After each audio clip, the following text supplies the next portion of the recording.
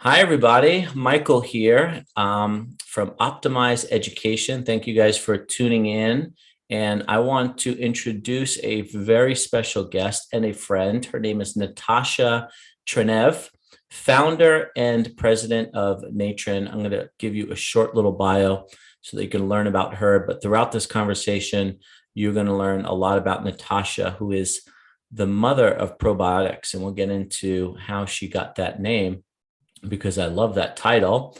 And she is a probiotic pioneer. Natasha has significantly contributed to the evolution of the probiotics industry.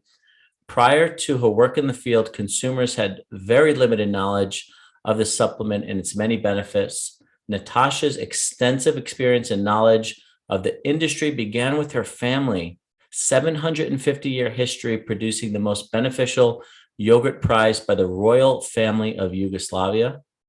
After graduating from UCLA in 1970, a decade of research led to Natasha's development of the first revolutionary method of producing an effective and scientifically validated single-strain probiotic bacteria product. Her efforts helped to establish the entire probiotics category in the world. So I met Natasha a few months ago, and we've been chatting a lot about probiotics. She was at an event where I was also at, and she gave a presentation on probiotics, but not just probiotics, really the correlation and connection with the immune system, which I found so fascinating. One of the things I mentioned, Natasha, at the event when we met was a lot of people understand that gut health is associated with immune system health, but a lot of people don't know why. So that's one of the things we will be addressing today on today's conversation. So if you have questions about how probiotics interact with the immune system, you'll definitely be leaving this conversation with more knowledge about that. But before we get into all the science and all of that, I'd like to just introduce Natasha and really learn more about your story, how you got into this field, how you got into this work. You're what we like to call an OG. You've been around for a while in this industry, and you know all the players, and you've been doing great work, not only with yogurt is kind of where your journey started, but then eventually getting into probiotics, I believe in 1982. So welcome and thanks Thank for you. being here. So can you tell us a little bit about how your journey started with your family's history in the yogurt business? Thank you. When I was shy of 7 years old in the mid 1950s, and we immigrated to America and came literally with no money. My father had $100 when we landed, but we came by train to Los Angeles and wanted to pursue our family's history, knowing that the people in the Balkans, the Caucasus region, and other regions in the world where they consume these fermented dairy products have an extensive life improvement and health with their immune system, their digestibility, and longevity. And I'm proud to say I'm 74 and still put in 8 to 10 hours a day. I have a few aches with my knee and sometimes with my back, but in general, I don't take drugs and I'm just fine. And I think that's the way life should be. And so that passion from my parents came to me because they needed help. Their English was still not great. And they needed me to help explain to people in America in the mid 1960s, while I was still a student in Hollywood High School, what yogurt was. It's so almost inconceivable for young people or anybody today to think that people didn't know what yogurt was, didn't know why it was healthy, why people were consuming it on a daily basis in all these civilizations where they have good health and longevity. So we first had to introduce them into yogurt. And so I got into the fermentation business, which is like rocket science. You know, people think that fermentation is easy. No, because these bacteria are extremely smart and they don't perform for you because you want them to perform. And so there are historic bacteria that have been used to produce great quality yogurt. And unless you know that, you're not going to get yogurt that's consistent in flavor, quality, and health benefits. And that's what's so important. And that's what we brought to North America in the late 1960s and early 1970s when I joined the business. And we also were the first ones to introduce a liquid acidophilus, which is the other bacteria that most Americans were learning about and incorporating to improve their digestion. The whole concept of the health food industry in that age and why these things were acceptable to people in the health food field is they talked about digestion. They said, if you can fix people's digestion and fix their diet, it will take care of every disease that's looming in their genetic profile or what they can acquire through their stress level or what they do in their daily life. So this was something that was very much stressed even from the beginning. And I became so fascinated with this topic because whole groups used to come to my family's yogurt business to buy yogurt by the case lot, to buy liquid acidophilus and liquid and acidophilus food. And they said that they had tremendous results, that their club members or parishioners were experiencing exceptional health improvements, and that they wanted to make sure that these products were available to their members. And so based upon that, feeling that I had, I said, my God, if I could take the proper bacteria, make it in a fashion to preserve it in a concentrated form and allow people to have it on a daily basis, we could literally eliminate every disease known to Western civilization. Because at that point, because I had access to Soviet Union, Bulgarian research, and American research, and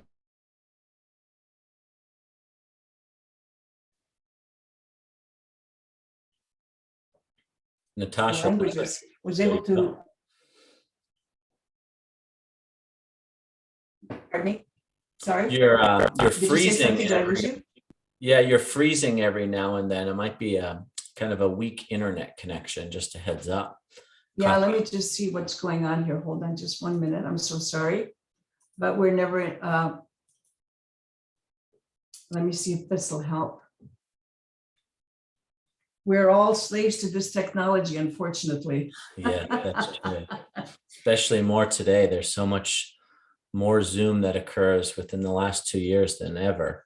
Yeah, they were telling me, I was speaking to the local technicians that they're overwhelmed because there's so many people working from home that they're not telling them that they don't have the capability to assist so many people working from home. Yeah, especially with all the streaming and video and all that. That's a lot of power. Now, I remember when we first met, you obviously told me where you were from. And what's so interesting about your story is that, in the 1960s, like you mentioned, people in the United States were not familiar with yogurt, which today everybody knows what yogurt is. You can't go into a food store without seeing it. Doesn't matter if it's a regular traditional food store, if it's more like a healthy food store, like a Sprouts or a Whole Foods or something of that nature, a Trader Joe's. So the tribes of the Balkans were obviously keen to this technology of understanding the gut and preventing illness and sickness. Do you have any information that you can share about maybe some of the early tribes or the peoples of that region and why they used fermented foods and why it was so common in your daily culture? Right. My grandfather had 3,000 head of sheep. My father's family is Macedonian, and obviously people have heard of Macedonia. And, we were famous for making at that time sheep's milk yogurt. And the reason they made yogurt is because at that point in history, preservation of food was very difficult. But once they started fermenting the food, they found two things. It would last longer than fresh milk. Number two, it was much easier to digest. And then, created this ability for them to absorb proteins and amino acids, which they didn't know the names of. But they know, first of all, how to improve the appearance of their skin and how to give them energy and the ability, stamina to withstand a very harsh lifestyle. which was obviously extremely important So for this that is what they region. observed, oh yeah, otherwise you wouldn't survive. So, what happened after that is that it became a staple in the diet. People would use, yogurt for breakfast, for lunch, for dinner. And both my Macedonian and my Serbian grandmothers would have a bowl of plain yogurt with bread. And when I tell this to Americans, they say, but what's the first two things we take out of our diet is, wheat and milk. And I said, I don't know, but there's something wrong with our society when the staples of healthy people are taken out of your normal diet, especially if you're of European or Eastern European descent.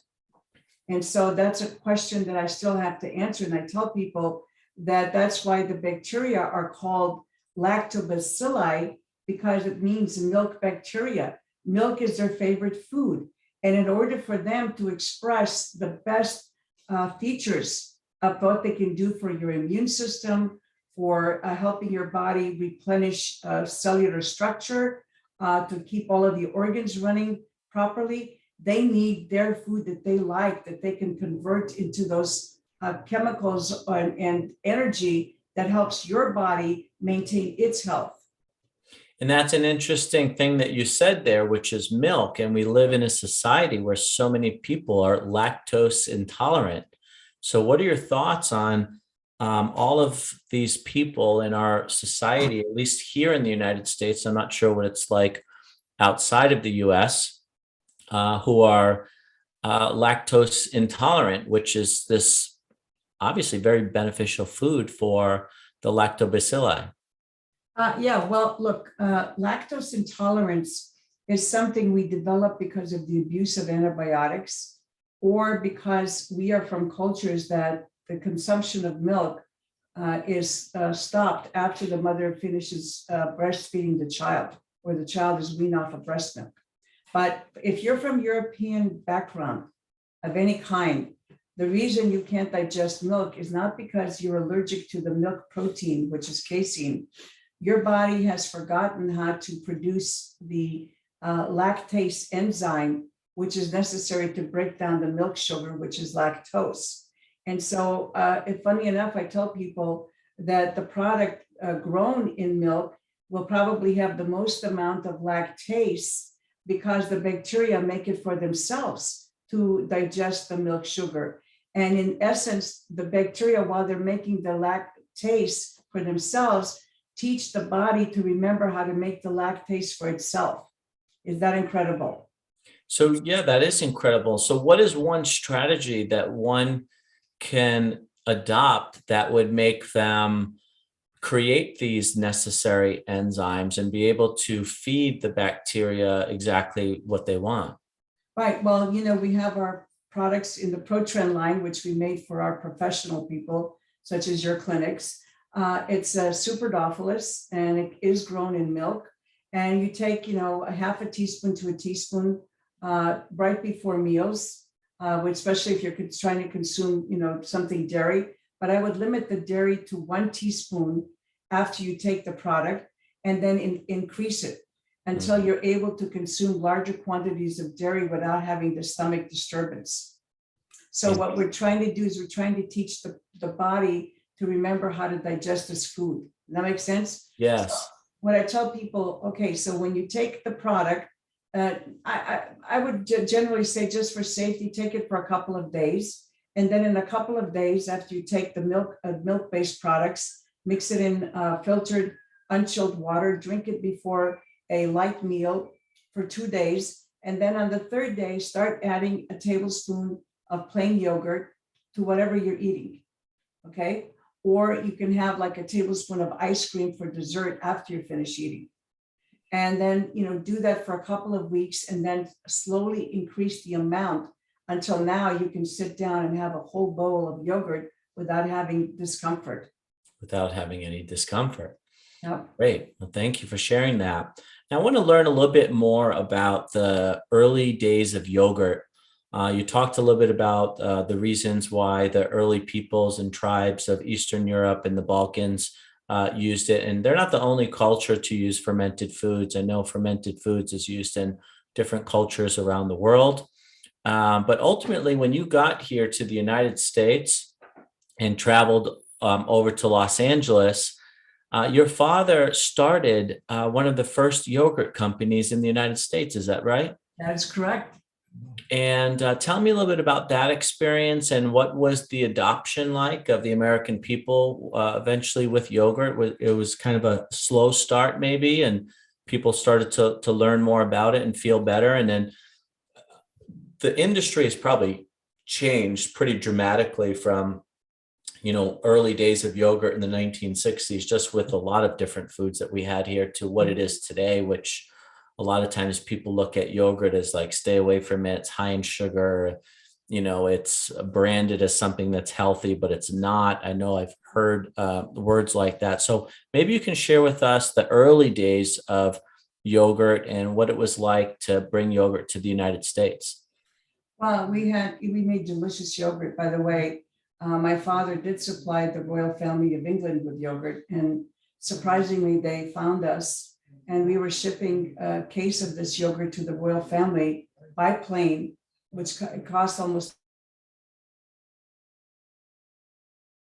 3 or 4 times more for the air, and they put it in our glass jars because we were one of the first people to really sell the yogurt in glass. So we were fortunate in getting recognition from local health food chains. They were small. There was a one called the Limburg chain in Los Angeles County that lectured people on good health. And that's where we introduced our plain yogurt. And it was quite delicious. It was not sour. And we used full milk. We used whole milk, actually. And we made the yogurt so that people would enjoy eating it. It was palatable. And then finally, we progressed and started making yogurt with fruit on the bottom, but we used honey. We didn't use sugar, and tried to use as little processing with the flavored yogurt as possible. It cost a fortune. There was a lot of technical knowledge and processing that we had to do to produce this natural yogurt, which most people don't want to do today because they can't make a lot of money doing that.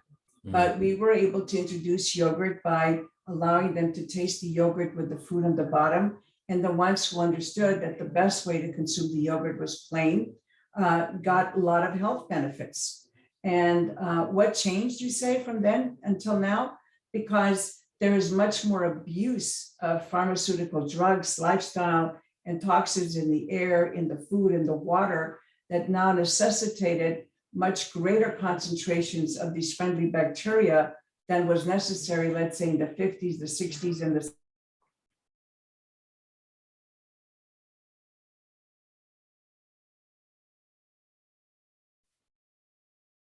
70s. We saw the progression of no longer enough to make that product that they needed. Natasha, you still there? Is it okay? Yeah, I'm here. I'm trying to log on. It's not letting me. I don't know why. It just knocked me out. I apologize. No worries. Yeah. I mean, you just have so much great information to share. I want to make sure it's not interrupted for anybody who's watching this video. So probiotics is where it all started in your journey to the United States and leaving Yugoslavia and Eastern Europe in the 1960s and making a life for yourself here. Your father was obviously in the yogurt business. Was there something else that you were interested in at the time as a young woman and were pursuing, Yes. and then decided to say, okay, well, I'll go with the family tradition? Or were you all about, I want to continue with dad's goals and initiatives here in the United States? What was your life like back I know, then? actually, at that point when I graduated UCLA, I had a degree in political science, and I had a degree in Slavic languages. I spoke 4 languages fluently and had offers to work for the State Department, the UN, you name it. Of course, my parents were mortified because we didn't have any family here, and I was it. I was the only child. And, my mother said, you can't leave because I've lost everybody. And so then I thought about it, and I was always a very altruistic person. And I thought about, well, if I can't help the way that I wanted to help, this is a wonderful way. And I'm lucky that I'm born with a photographic memory. and I can learn and adopt almost anything I wish to learn. And so whenever I throw myself into something, I go into depth. I go into not just the horizontal learning, but in the vertical learning. And, I actually went down to the laboratory that was checking our cultures. I actually purified every culture that we used to start a batch. I went down there, learned about bench microbiology from the person who was, because I was translating books from Russian and Bulgarian so that he could learn what they were doing to clean up these work better in finished product, technical books that I was translating. And so that's how my knowledge started. And I developed a love. I said, my God, this could actually change and transform the health of almost every living person on this planet, because these bacteria are an essential part of us. We're really a hybrid of bacteria and human cells. And we have to understand how this unity functions within our body and how to stabilize that ultimate balance to make us healthy throughout our life. And that's why it became my passion, because I saw, let's face it, I was at UCLA during the Vietnam era. I lost a lot of friends. Other people were being stressed out and were being killed. And so people were facing a lot of stress, and they started developing a lot of problems, which I was happy to help them with, and realized that, my God, all these people can be helped.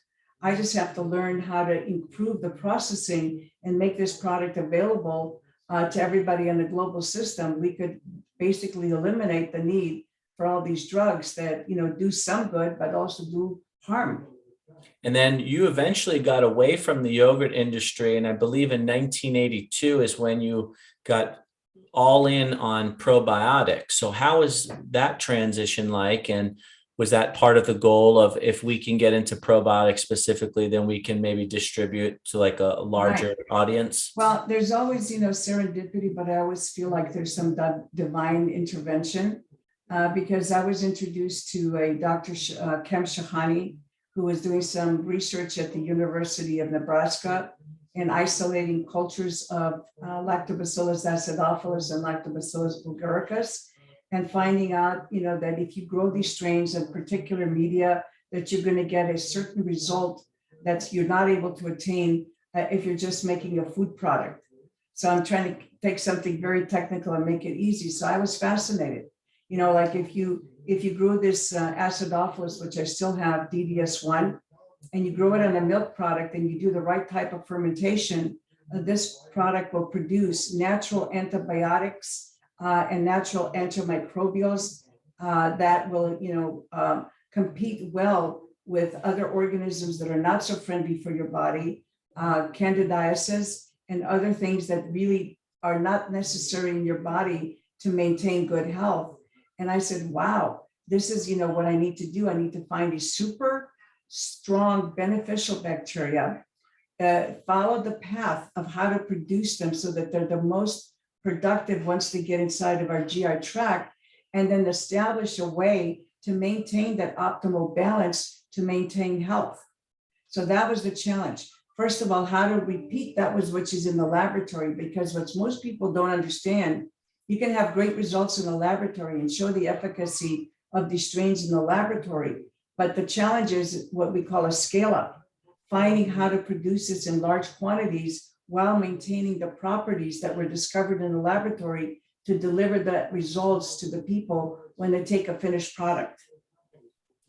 Now, there's good bacteria and bad bacteria is what's commonly spoken about out there. And there's good gut health, and then obviously people who are experiencing bad gut health.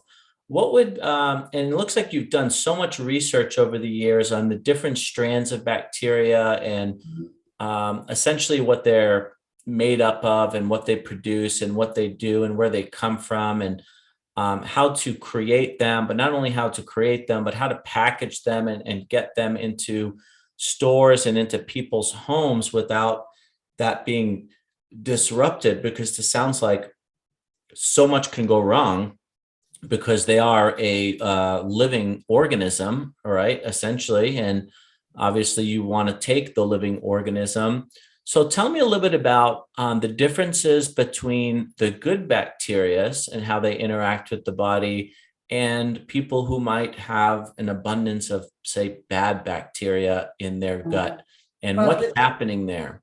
okay, let me give you some stats. We have approximately 100 trillion bacteria lining our GI tract. We have bacteria in our blood. We have bacteria in our organs. We have bacteria in our other systems, like our urinary tract system, in our oral cavity. We are loaded with bacteria, okay? So that bacteria has to be addressed by beneficial bacteria, because there's other bacteria that we call chameleons. They can behave if they're kept in their place, but the minute they're allowed to seek opportunity to control a certain region, they will use their tactics, and then all of a sudden they become bad for the body. Okay, so in a simple fashion, the beneficial bacteria are there to design to keep the body healthy, because it's the environment they like to thrive in. Bacteria are very opportunistic, good and bad, and they don't exert cellular energy to impress anyone or anything. Their objective is to multiply their own kind and keep it replicating so that it can dominate a territory. And luckily for us, the beneficial bacteria have a vested interest in keeping ourselves healthy, because this is the best territory for them to thrive and multiply. Does that make sense? It sounds like there's like a gang war happening inside our GI tract and inside our body. Yeah, it looks like the most imaginable Star Wars you can ever see in your life. There's actually photon light emission. There's actually chemical communication, and there's other communication going on, 24/7, every nanosecond of the day. So when you start introducing the body to, say, good bacteria, whether it's through yogurt or probiotics or other fermented foods, how does that start to interact with the bad bacteria? How does that get the bad bacteria to either die off or go away or convert? What's that process look like? Okay, first of all, in order for the beneficial or probiotic bacteria to engage in what I call warfare, to gain attachment sites or parking spaces on your intestinal wall, they have to arrive healthy, unstressed, and willing to, take up and use their cellular energy to acquire that parking space in your intestinal wall. If the bacteria arrives beat up, stressed, they're not going to waste their cellular energy, and they'll probably vacate your body. And that's why 40% of your dry weight fecal matter is bacteria. So you have to induce them to perform and want to attach to your intestinal wall and clear that territory so that they can interact with the immune system and warn the immune system if anything's coming down that the immune system needs to take care of, because it's going to damage the body, which it likes. Excuse me. So they are familiar with what is coming down the hatch. There's some sort of communication that's occurring between when you're chewing on something and you're eating something, and then the gut bugs, if that's a good word, Right. Essentially already know what's on its way down. So there must be some communication with the bacteria in your mouth along with the bacteria in your stomach. Yeah, well, there's actually the bacteria in your mouth are communicating. We haven't really figured out how, because once it is the purpose of stomach acids is twofold. One, to digest protein and to kill bacteria, which is like mostly protein matter. It's brilliant. So when you reduce, because then more bacteria gets in to the GI tract than necessary. And that's why you have to have a delivery system for the probiotic bacteria that will survive that stomach acid and again, come unstressed into the small intestine. Then you have to choose bacteria that like to live in the small intestine and the ones that like to live in the large intestine, because they're not going to waste their time trying to procreate in an area that's not optimal for their survival and multiplying its own kind. And what are some examples of optimal environments compared to maybe people who are eating like really bad food or have issues with their gut? Optimal environment versus a non-optimal Well, environment. they can make your body an optimal environment. It's again, they want to attach to the intestinal wall. Once they attach to the intestinal wall, they perform invaluable functions because the bad bacteria or the pathogens are trying to open these little locked gates on your intestinal wall to get into the bloodstream, because then they have a free ride to every organ and all aspects of your body. So they're So trying to get through. yeah, So the bad bacteria, once they get through, they want to get into the bloodstream, and then that obviously is going to activate the immune system, because the immune system now has to deal with that, because they're going to perceive that as a intruder, hostile. That's right. And the white blood cells have to get involved, and the white blood cells, the antibodies, everybody goes crazy. The alarm, fire is on. The fire is on. Inflammation is the destruction of what the immune system perceives to be defective organs or cellular structures. And That's now, what inflammation is. How does the good bacteria fight with the bad bacteria? How do they get them to get off the wall? Because they want that real estate, is what you mentioned. And they obviously want to gain access to that. So how do they get rid of these bad bacteria? Because they have their own weapon systems, right? Yeah, very, very simple. They'll produce they'll first produce lactic acid, which the pathogens don't like. And they'll make the intestines slightly acidic, which becomes a hostile environment for the pathogens. So remember, they're not going to waste cellular energy trying to grow in a hostile environment. That's, option number one. So they have to be prolific producers of lactic acid. Number two, they have to have the ability to produce antimicrobials and hydrogen peroxide that they can target specifically the pathogen without damaging the cellular structure of the body, to point this material at them, and the bombarding the opponent with this antimicrobial or hydrogen peroxide that is made in such small quantities that it never damages the cellular structure, but is targeted directly at the opponent. And the opponent says, oh my God, I don't want to be here. I'm going to get, wiped out by what this other organism is spraying me with. So what do? They just slip off the intestinal wall, go down and try to make an exit if they can't attach elsewhere. And then they can find their way out of the body. And if you have good protection all the way down, remember, we're talking about 27 feet. If you have protection all the way down, they're not going to have the ability to try to attach somewhere else. And then they can find their way out. Right. And also, there's an incredible communication between the immune system and the beneficial bacteria. They use photon light emission and they use chemical messengers. And, it's interesting that the photon light, because we're all energy beings, they alert the immune system, say, especially like the killer cells. One of our products called the Protein Bulgaricum, both dairy and non-dairy based, we'll send messages to the killer cells and say, hey, we got a problem here. You get prepared, we got to take care of it.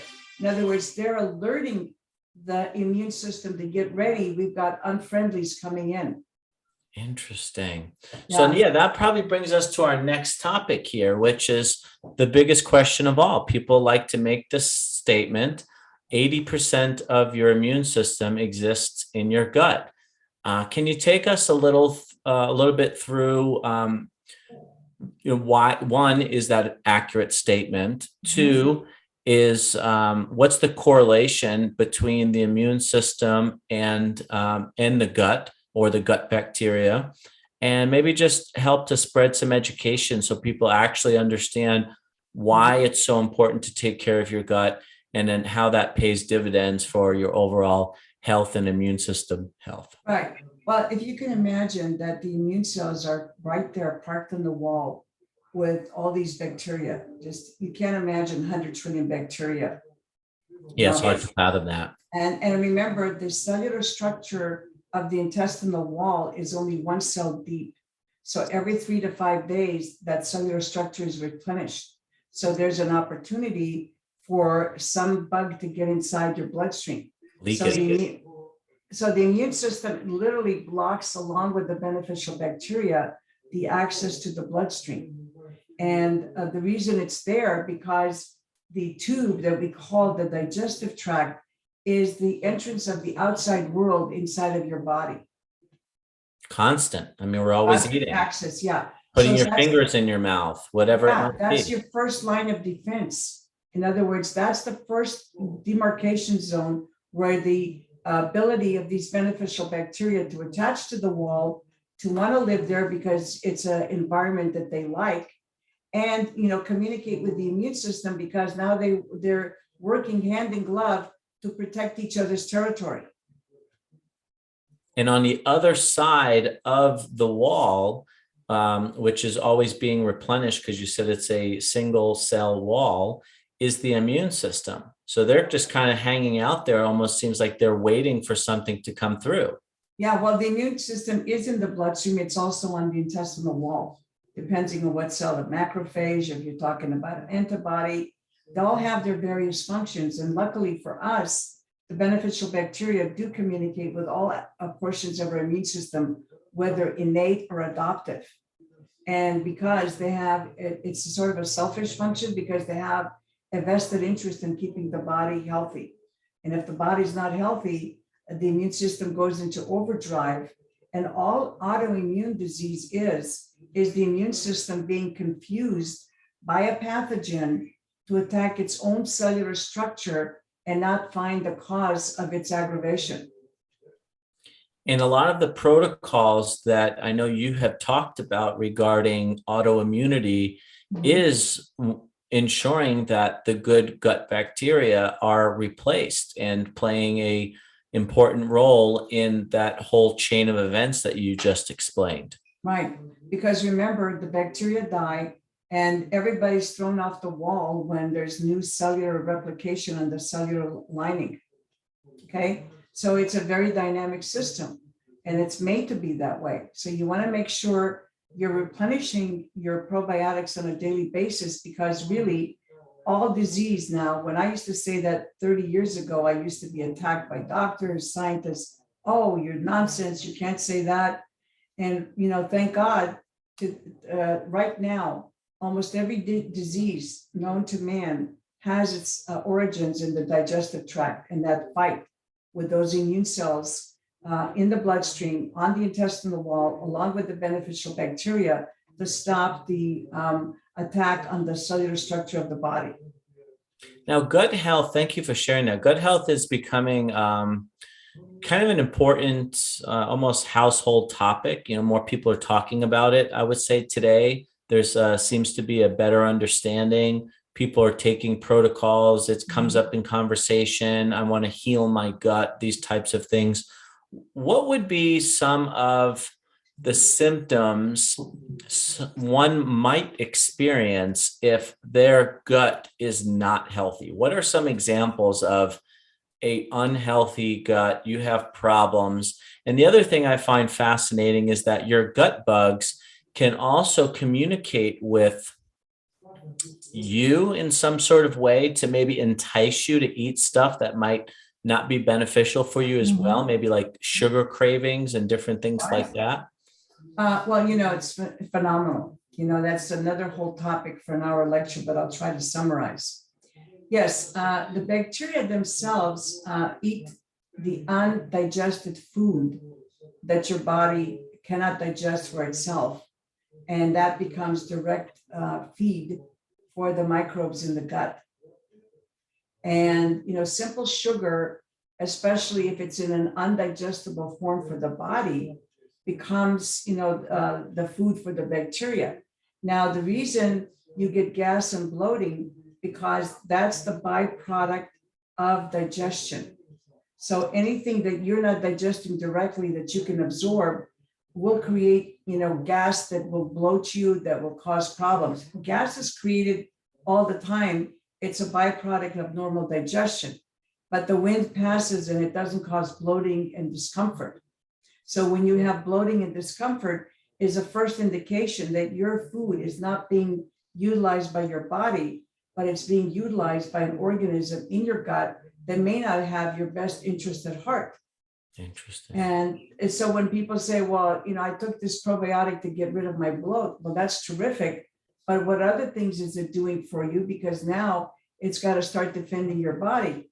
Let me give you a classic case. For years, we talked about candidiasis. I've been talking about candidiasis for 40 years. So, yeast is, a bacteria that can shapeshift into 3 different forms. Okay, it's called a pleomorphic organism. You don't have to remember that. So when it's benign, it's in its yeast form. And if it's kept under 10% in your GI tract, it's fine. It doesn't cause a problem. It's there.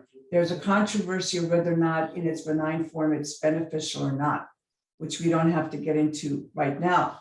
But if it's allowed to overgrow because there's a problem, stress on the body, and there's not enough good defenders and the immune system is lapsed, the organism changes into a mold and grows projectiles that actually bore holes in the intestinal wall to access, nourishment that the body should be getting. And number 2, the first nourishment at once is sugar. So if you're not consuming the sugar and the simple carbohydrate at once, it can pump chemicals that will actually cause depression, mood swings, even sometimes violent behavior. And if you want to look it up, there's a famous case in California called the Hostess Twinkie defense, which is, based on the fact that people can become violent when the blood sugar level goes up and down a roller coaster and will cause a violence. And I've also done one study with a supervisor in Los Angeles in juvenile hall where we showed 70% reduction in violence when the diet of those juvenile offenders was changed. So there's ample studies to show that you will be punished if those organisms start occupying a territory. And you will be punished when you don't provide the food that they want. And it's usually a sugar or an indigestible sugar. And that's one of the reasons I tell people I don't wholeheartedly approve of prebiotics, because the name originally was a fructooligosaccharides, which was an indigestible sugar that came in from Japan in the 1980s. And it did cause bloating and unpleasant symptoms. And so to take away that stigma, they changed the word from fructooligosaccharides into prebiotics. And what are prebiotics? Prebiotics are indigestible carbohydrates or sugars. Your body can only recognize a 2-molecule sugar. If you add another molecule to that sugar, your body cannot digest it for itself and it becomes direct food for the bacteria. Now, the assumption is with prebiotic people is that only good bacteria will eat this indigestible sugar. And I said, no, there's no proof that, the bad bacteria will not also access this food because they're competitive. Bacteria are the ultimate competitors, and they all want that indigestible sugar that the body can't digest for itself. And therefore, you have to be very careful, especially in this day and age when there is a huge problem with digestive health and the second brain, which we now know resides in our GI tract as a separate nervous system, the enteric nervous system, which has about 40,000 neurons in it. So that's why all those chemicals that are produced and all these trillions of functions literally that happen on a nanosecond level have to be monitored. And you have to make sure that you are taking a product that is made by somebody that really understands the science and has the integrity to give you what you need, not what you think you need. I love that. And I think there's still a lot of confusion. So thank you so much for summing some of that up, especially with prebiotics, probiotics. And now it's very common for people to take enzymes, right, with meals. They'll take stomach enzymes to help them with digestion. So what are your thoughts on stomach enzymes, and what are the differences between the probiotic and the stomach enzymes when it comes to helping with overall digestion? Well, I don't have a problem with stomach enzymes, but that's for people who are not digesting normally. If your body has the right amount of probiotic bacteria, especially one of the ones that we produce in the Protein line is called Bulgaricum, comes from the word Bulgaricus, which is the organism that makes yogurt. That's one of the few bacteria, maybe 1 in 3, that can actually help to pre-digest the food for itself and for you.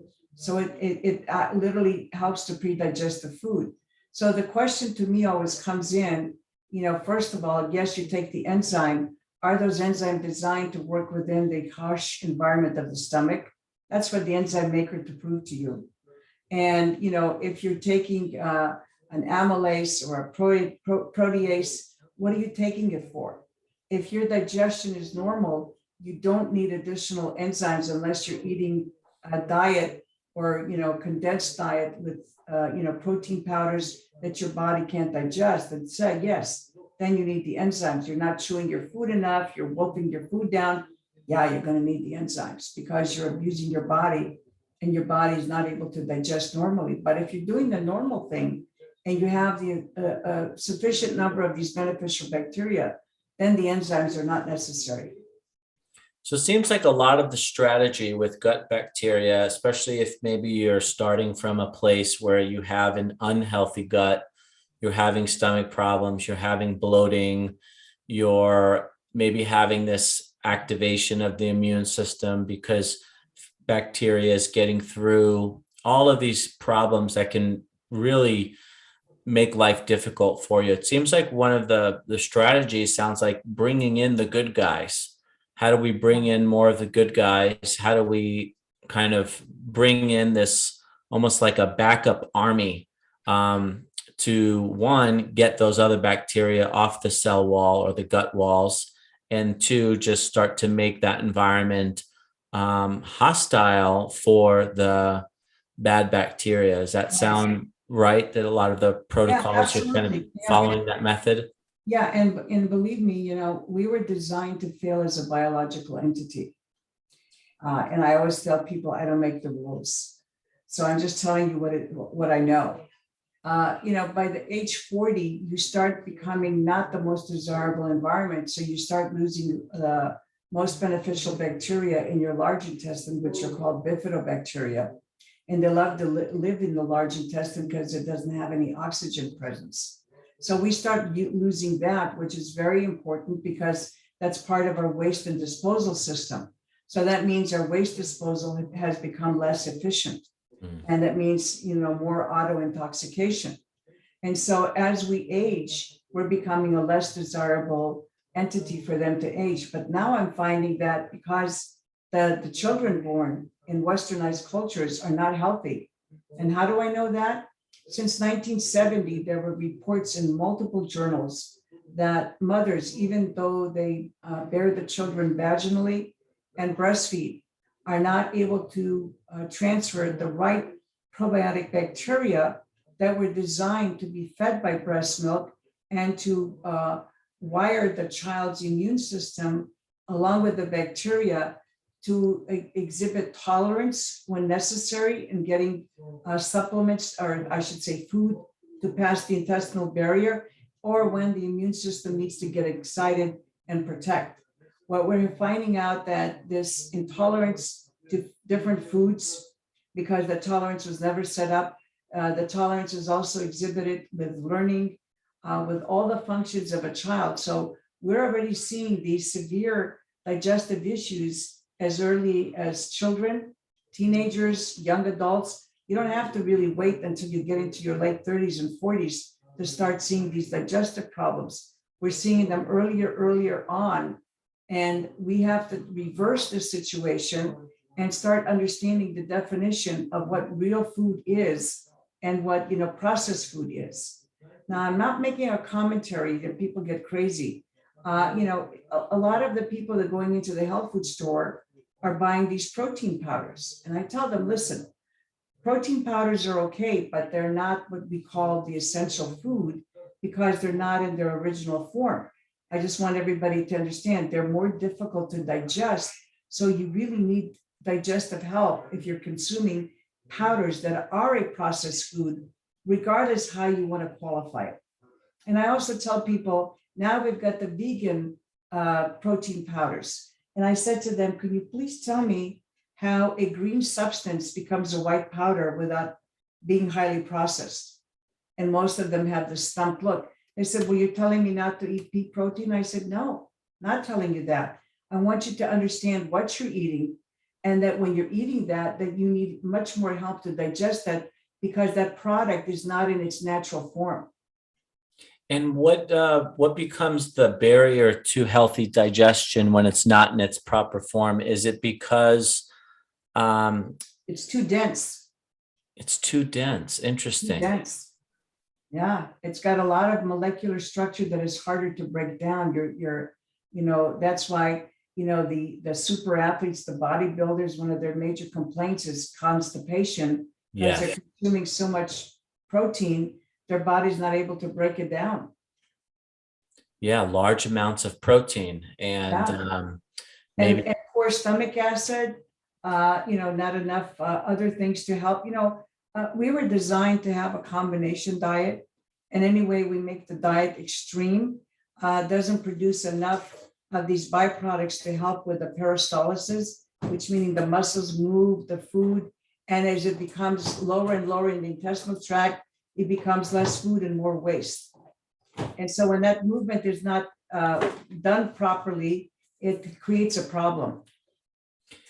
And what about the quality of product? Thank you for sharing that. I know in previous discussions, we've talked about how much your company works on producing very high quality products that are coming from the labs through the production and then shipped to people's homes or shipped to health food stores and grocery stores around the world.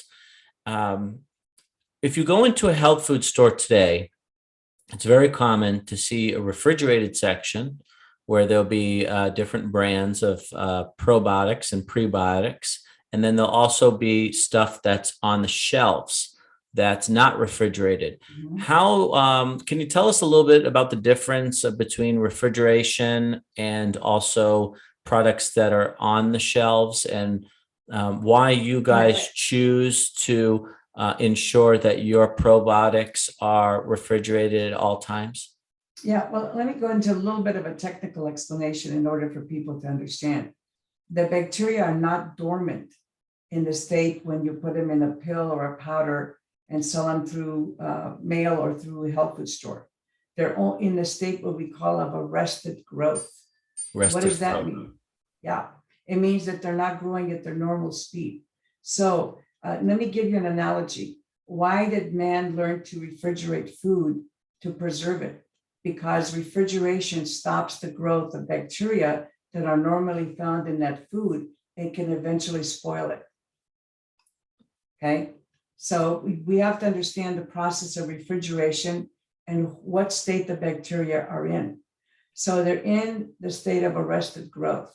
So what the problem has been with the dietary supplement industry, which I've been for 50 years, is a lack of standards and no enforcement of any standard. So anything that the so-called seller can tell the public is accepted as long as they're not telling them it cures anything. And since making probiotics is rocket science, I would say virtually 99% of the people selling so-called probiotic products get them from a half a dozen of private labelers and people who produce probiotics for commercial use. And that commercial use puts the probiotics in a state where they're not really protected, but it makes good commercial sense for them to sell various strains to people and tell them to put various strains on the label, because that to the uninformed looks like a unique formulation. Yes. Okay. And most people don't understand the formulations. I mean, when you read some of the descriptions of these bacteria, I would say the general public's like, they don't know what they're good for, what they No. do, whether they're alive, whether they're beneficial. One would assume that they're beneficial. So thank you for explaining that. And we're Okay. happy to Yeah, have it your gets a little product. bit more complex because that's the number one thing. So you can make 1,000 private labels by switching the amount of organisms that are listed on the label and switching the composition. So that was a business decision. It's not really a scientific decision. Okay. And then the story sold to the consumer is that the more strains of bacteria you have in a probiotic product, it aids the diversity of the microbiome, which is not true. The more is better kind of concept. Yeah, the more is better, but the more strains are not better because the normal state of most bacteria that are put together in a closed-ended system, which is a bottle or a capsule, is mutual antagonism. They're not made to cooperate, okay? And that's why I don't allow our bacteria in the one product that we do sell, where we have 3 bacteria together, to be microenrolled by oil, so they don't touch each other, right? So they don't touch each other while they're in this capsule. This is so important for people to understand, because this is the number one problem. When these bacteria touch each other, they can, eliminate each other. And that's why none of these people who sell the multi-strain products guarantee the potency of each bacteria. They can't. So you're keeping them separated in the capsule. Right. Yeah, this is the capsule, and this is their own little universe. It's a high-tech product because the oil is of highest quality sunflower oil, and we microenrobe using specific natural technology, not chemical technology, to microenrobe the bacteria and put it in a 2-piece hard gel capsule. Why? Because any amount of moisture wakes them up to start the life cycle. If they start the life cycle in here, they're going to die very quickly because they're going to run out of food, right? So it's like a little birthing capsule in a sense. They're almost like, Yeah, they're like a seeding capsule. like a seeding capsule inside there. And then Right. once they come inside the body and they interact with acid, the stomach acid, is that when they start to wake up? No, the stomach acid is there to kill them. So the oil is not digested by stomach acid. Okay, so that means that our bacteria will survive 100% for well over an hour in the lowest corrosive stomach acid you can have and make it to the small intestine. So once they make it to the small intestine, they're hit by bile. Bile is necessary to emulsify the oil, which it does for the body anyway, and then it releases the bacteria in the small intestine, protected from the stomach acid. That is some journey that they go on. Yeah. From the shelf at the store Yeah. to your home, to the journey through the stomach acid, and eventually hoping they find a place on the wall of the intestine. Right. So they also have to be bile tolerant, because bile is also made to kill bacteria. So, it's a process. You have to really know the science, and you have to have the dedication and to do all these things, because it's not cheap. You have to keep testing this all the time in order to make sure you're selling safe bacteria, number one, and number two, that they're effective and give people the results that they're paying for. And that's a lot of science that goes into that. Oh, absolutely. And so why did I choose the 3 bacteria that I chose? Because they've been in the literature for well over 100 years. The acidophilus likes to live in the small intestine because it has areas with oxygen and without oxygen. That's where it likes to live. The bifidobacteria likes to live in the large intestine because it doesn't like oxygen. So it goes to find its habitat. And the Bulgaricus may stick around or right through, but it's keeps digesting the food, stimulating the immune cells, talking to everybody as it's on the way down. And if it likes it there, it'll stick around. If it doesn't like it, it'll leave. But it performs an invaluable function because it's like the most prolific communicator with the killer cells and the innate immune system. So if you had to pick your favorite bacteria, and it seems like you have such an intimate understanding of what they do with their, I see them as like little comic book heroes, almost like have They are. like superpowers, Yeah. and they all have different functions. What would be some of your favorite bacteria and why? Well, that's the ones that I chose. They say, why did you choose those four?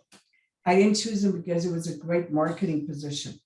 I chose them because I did the research. Lactobacillus acidophilus as a species has well over 10,000 articles written in the most prestigious journals around the world.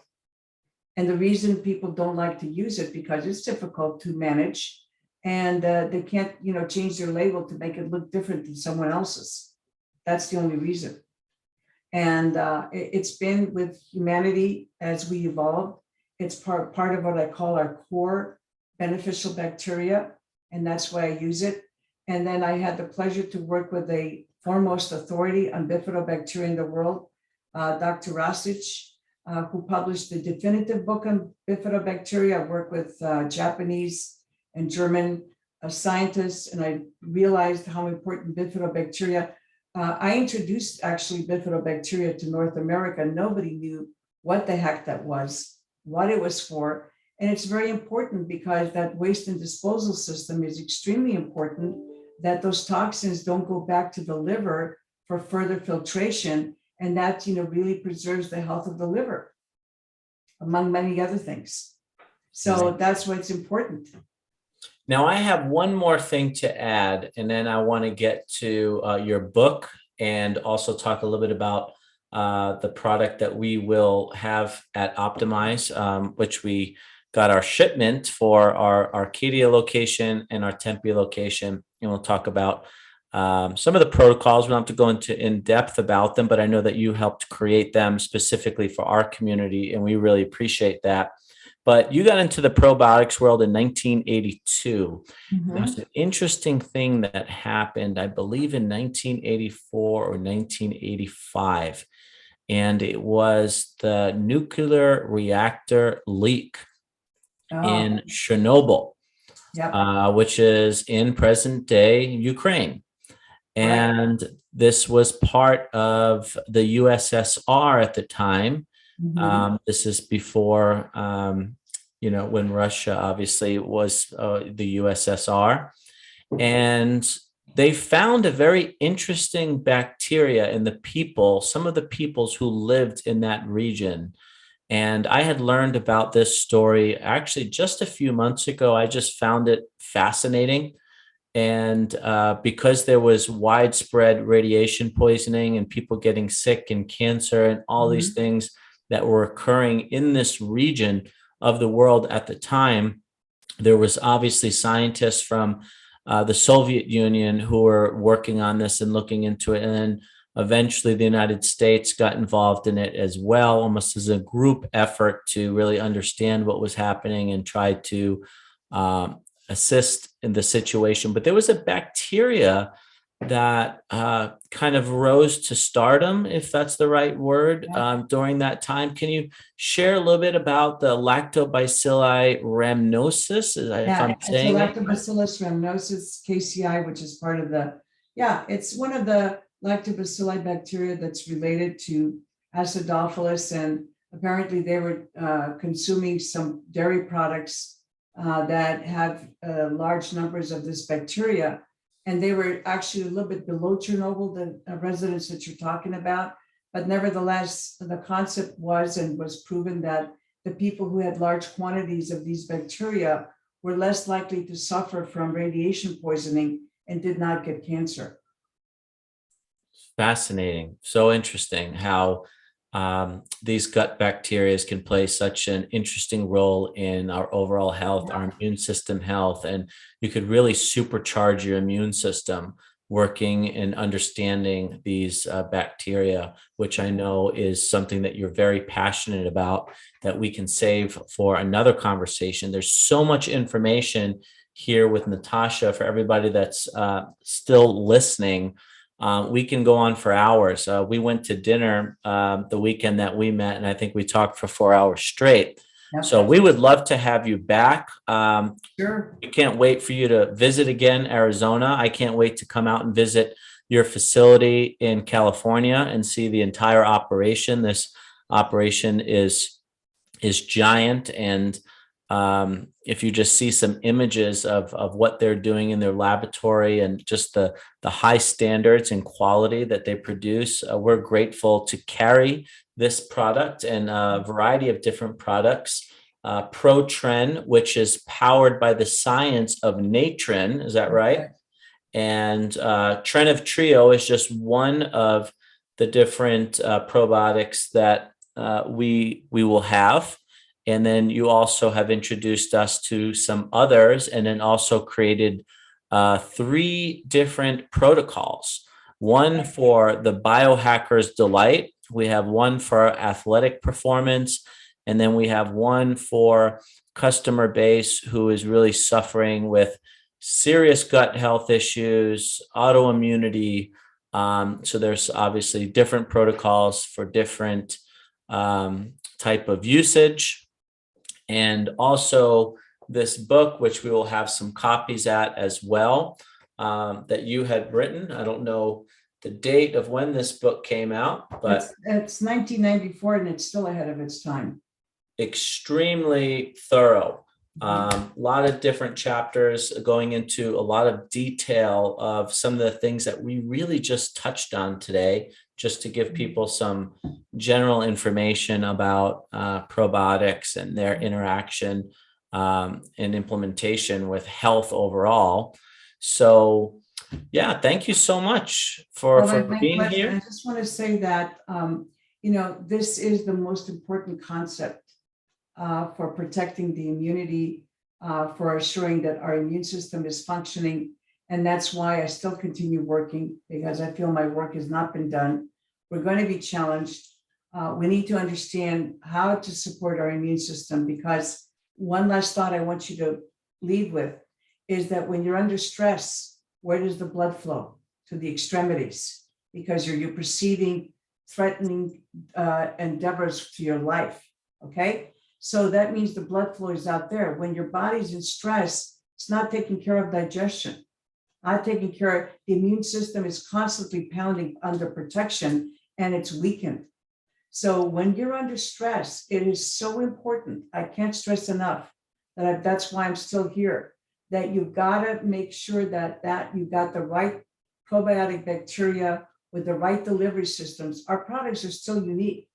And, really, it's not that I don't want competition. I want people with the same passion and the same knowledge to get this information out, because obviously I can't serve everybody. But it's so important to me for you to understand how to discern and how to select these products, because literally this is the future of humanity's thriving. I love that. Well said. And I know you're extremely passionate about this. We've had a lot of conversations leading up to this recorded call that we're doing today about your views on what's going on in the world. And obviously, there's a lot of sick people, and immune system health is something that is extremely important. We are all kind of working collectively together to educate people and also get them the right resources so that they can start taking their power back and start taking steps to get their power back for their own mental health, physical health, emotional health, and spiritual health as well during these interesting times. So I really appreciate you coming on today to talk with me. I appreciate you as a friend, and also in business, getting this product delivered to our clients and our members locally here in Arizona. I'm excited to take these protocols daily myself and also share them with my family. My mom's here in the Valley, and I had talked to her about these products as well. And she's been really on a journey over the last couple of years, getting her health back under control. So thank you for being here, and I look forward to chatting with you soon. My pleasure. Anytime. There's a lot to discover here, and there's a lot to know. And it's really important that we learn this. Excellent. And for everybody who's listening to this video, the show notes will include all of the information on how to get to Natasha's website, how to learn more about these products, her book, learn more about her specifically. So please make sure to subscribe, to like this video, leave a comment as well if you have any questions, and reach out to Natasha and check out her website and learn more about Natrin and all of the information she has available about probiotics and digestive health, immune system health, and everything else. So have a beautiful day, everyone, and I'll see you on the next one. Thank you.